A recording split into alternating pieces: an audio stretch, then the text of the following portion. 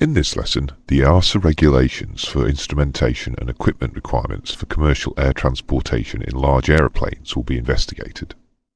First, those items of equipment that do not require approval will be listed. These include a few electrical items, fuses, torches and megaphones. If fuses are used on the aircraft, spares of each rating of fuse must be kept at a minimum of 10% or 3, whichever is the greater number. Survival equipment, the emergency medical kit, first aid kits and pyrotechnic signalling equipment. And finally, a clock, chart holder and child restraint devices.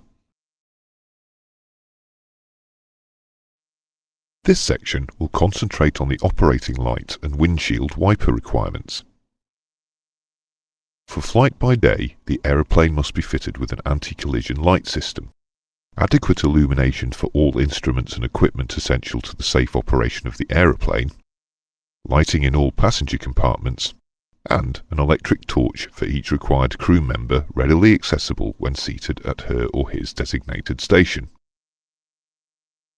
Additionally, when flying at night, navigation or position lights and either 2 landing lights or 1 landing light with 2 separately energized filaments must be fitted. If the aeroplane is large, that is, has a maximum certificated takeoff mass, MTOM, of more than 5,700 kilograms, it must be equipped at each pilot station with a windshield wiper or an equivalent windshield clearance system.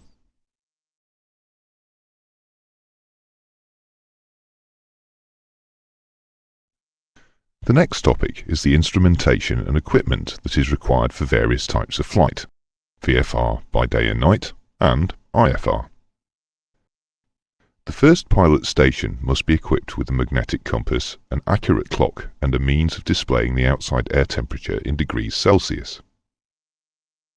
The following pressure instruments must also be fitted: a sensitive altimeter, which can be adjusted for all expected pressure settings in hectopascals or millibars, an airspeed indicator calibrated in knots, and a vertical speed indicator.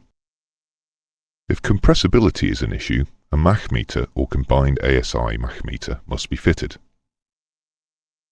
Additionally, if the aeroplane's mass is large, or it has a maximum approved passenger seating capacity of more than 9, or it was issued with a certificate of airworthiness after the 1st of April 1999, the pitot tube must be heated.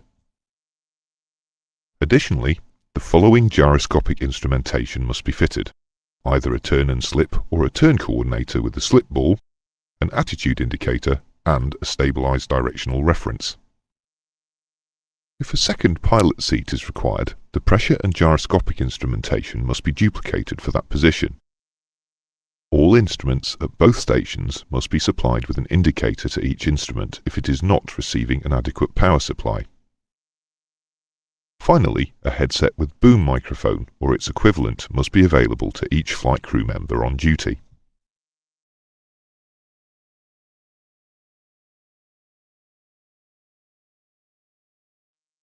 For IFR flight or VFR at night, additional and more closely specified instrumentation and equipment is needed.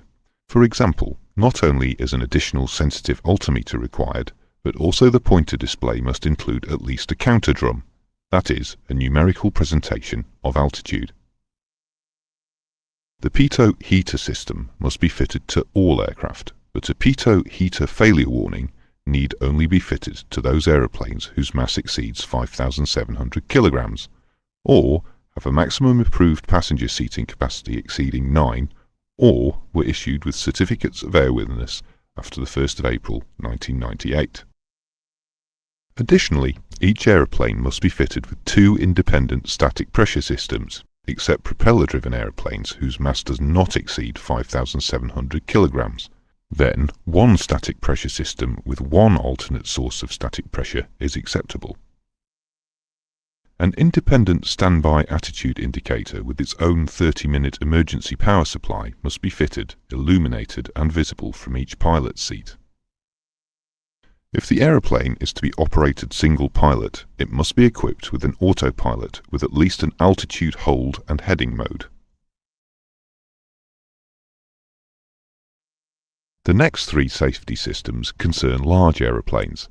Remember that is those aeroplanes with maximum takeoff masses exceeding 5,700 kilograms, or small aeroplanes that have approved passenger seating capacities in excess of 9.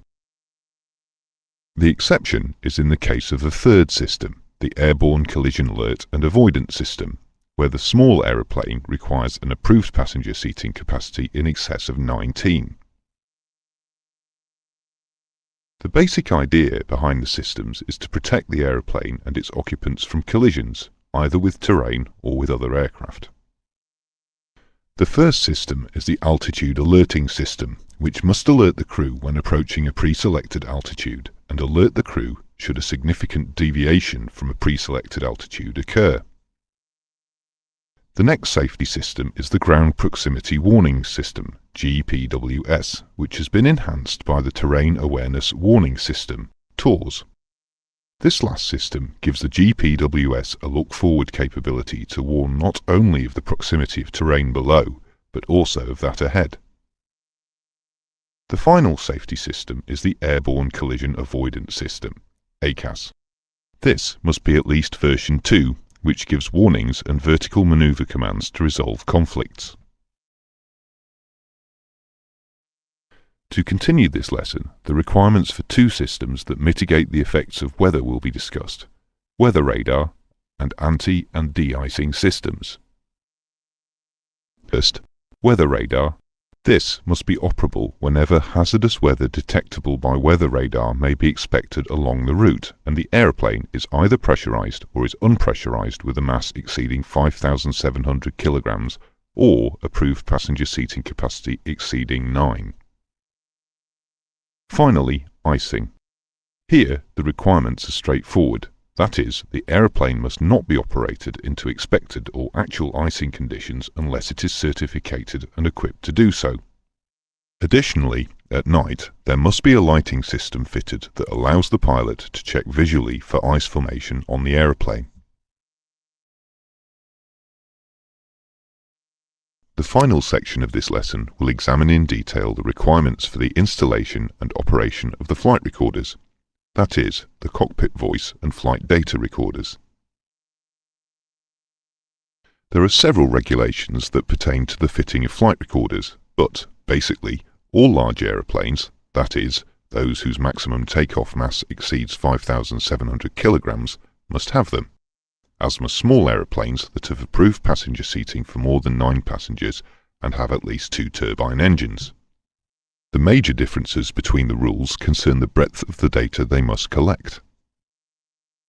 On large aeroplanes, the cockpit voice recorder, CVR, must record at least the last 2 hours and the flight data recorder, FDR, the last 25 hours. On small aeroplanes, the CVR need collect only the last 30 minutes and the FDR 10 hours. In all cases, the equipment should automatically start to record before the aircraft moves under its own power and should cease recording when the aircraft stops, for whatever reason. Finally, the recorders must be fitted with devices that aid their location underwater. This lesson is now complete.